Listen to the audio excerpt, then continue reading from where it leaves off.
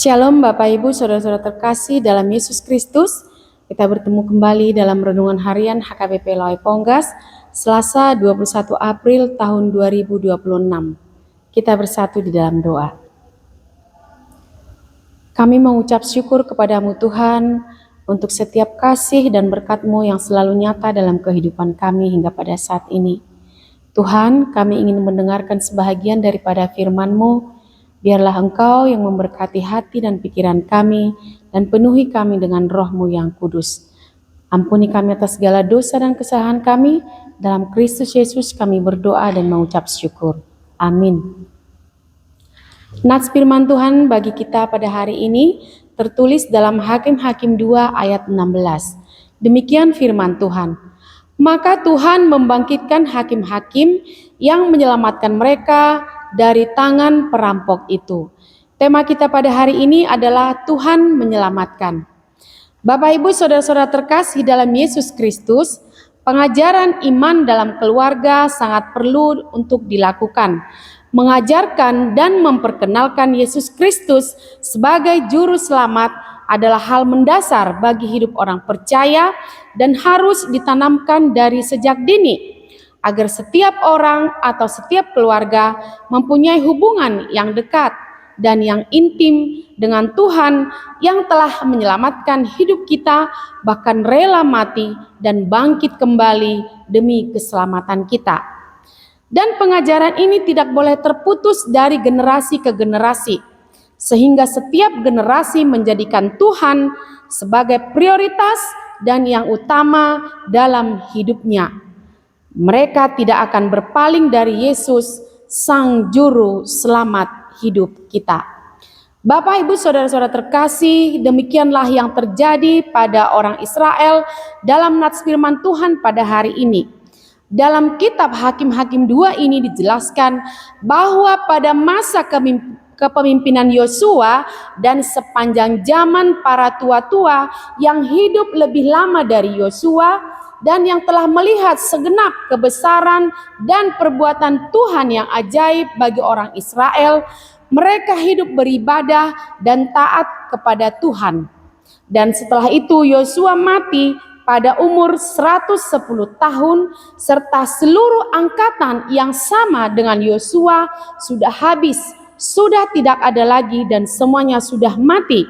Maka bangkitlah sesudah mereka itu angkatan yang tidak mengenal Tuhan atau perbuatan-perbuatannya bagi orang Israel. Maka muncullah generasi yang tidak mengenal Tuhan. Hal ini terjadi karena mereka kurang mengenal Tuhan dari para orang tua mereka, atau mereka kurang mendapat pengajaran yang mendalam dari para pendahulu mereka, yaitu dari generasi sebelum mereka.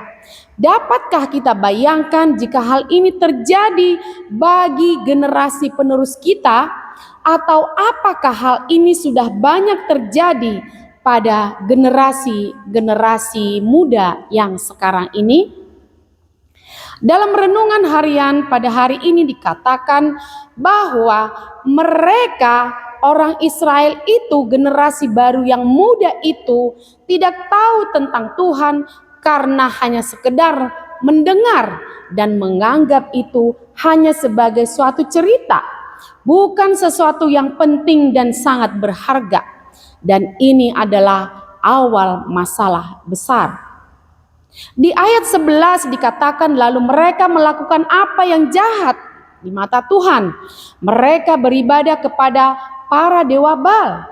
Mereka meninggalkan Tuhan Allah, yaitu Tuhan Allah nenek moyang mereka yang telah membawa mereka keluar dari Mesir.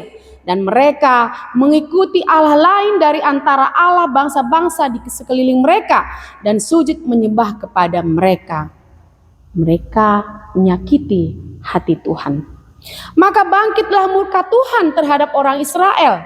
Ia menyerahkan mereka ke dalam tangan perampok dan menjual mereka kepada musuh di sekeliling mereka, sehingga mereka tidak sanggup lagi menghadapi musuh mereka, dan akhirnya mereka sangat terdesak. Maka Tuhan membangkitkan hakim-hakim yang menyelamatkan mereka dari tangan perampok itu. seperti yang tertulis dalam nats renungan harian pada hari ini. Firman Tuhan ini membuktikan bahwa kasih Tuhan itu jauh lebih besar daripada amarah dan murka Tuhan. Tuhan tidak pernah menginginkan kematian atau kebinasaan orang-orang yang dikasihinya, melainkan kehidupan dan keselamatan kita. Tuhan selalu menantikan pertobatan orang-orang yang berdosa. Walau kita sering jatuh, Tuhan tetap peduli dan menolong kita. Dia selalu menyelamatkan kita karena kasih-Nya tidak pernah berubah. Kasih-Nya tetap untuk selama-lamanya.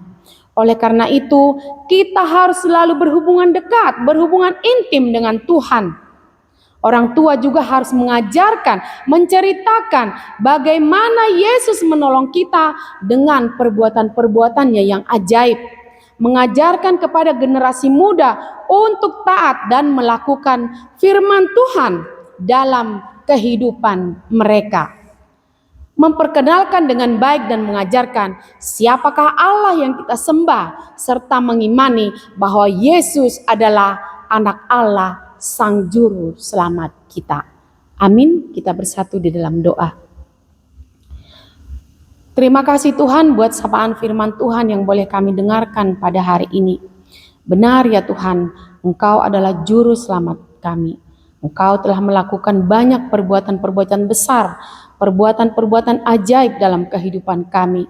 Bahkan kami hingga pada saat ini boleh ada di hadapan-Mu. Itu semua oleh karena kasih-Mu, oleh karena Engkau yang menyelamatkan hidup kami. Tuhan, kami mengucap syukur kepadamu untuk semua kasih dan berkat-Mu itu. Dalam satu hari ini kami ingin melanjutkan setiap aktivitas kami, melakukan setiap pekerjaan kami, menjalani hidup kami. Pimpinlah kami Tuhan. Kami serahkan seluruh kehidupan kami ke dalam tangan pengasihan-Mu. Biarlah kiranya Engkau yang menuntun kami, supaya kami dapat melakukan segala perbuatan-perbuatan yang baik, perbuatan-perbuatan yang seturut dengan kehendak-Mu dan untuk menyenangkan hati Tuhan. Biarlah setiap yang kami kerjakan juga Engkau berkati ya Tuhan, supaya membuahkan hasil yang baik. Kami berdoa buat setiap jemaat Tuhan, bahkan seluruh saudara-saudara kami, pendengar setia renungan harian KBP Lawai Ponggas ini. Berkati mereka semua dimanapun mereka berada. Biarlah Engkau yang senantiasa campur tangan dalam setiap kehidupan mereka. Kami berdoa buat saudara-saudara kami yang dalam keadaan sakit pada saat ini. Biarlah Engkau yang memberikan kesembuhan. Engkau memberikan kepulihan kepada mereka, supaya mereka tetap semangat dan dapat melanjutkan kehidupan mereka dengan memuji dan memuliakan nama-Mu yang kudus. Saudara-saudara kami yang mengalami banyak pergumulan, Engkau yang memberikan jalan keluar, Engkau yang memberikan kekuatan. Bagi saudara-saudara kami yang mengalami duka yang mendalam, berikan kekuatan, berikan penghiburan, dan kiranya mereka tetap semangat untuk melanjutkan kehidupan mereka. Tuhan, kami juga berdoa untuk setiap pelayanan gereja-Mu dimanapun berada pada saat ini. Biarlah Engkau yang memberkati. Berkati dan urapi setiap hamba-Mu, bahkan seluruh jemaat-Mu yang ambil bagian dalam setiap pelayanan mereka. Berkati juga tim multimedia kami, tetap semangat, satu hati dan sukacita melayani Engkau. Biarlah semua yang kami kerjakan, semua kami lakukan untuk kemuliaan nama Tuhan. Ampuni kami atas segala dosa dan kesalahan kami. Dalam Kristus Yesus kami berdoa dan mengucap syukur. Anugerah daripada Tuhan Yesus Kristus, kasih daripada Allah Bapa, dan persekutuan Roh Kudus, itulah yang memberkati kita semua. Amin. Bapak, Ibu, Saudara-saudara terkasih, mari kita melanjutkan aktivitas kita dalam satu hari ini. Tuhan Yesus memberkati.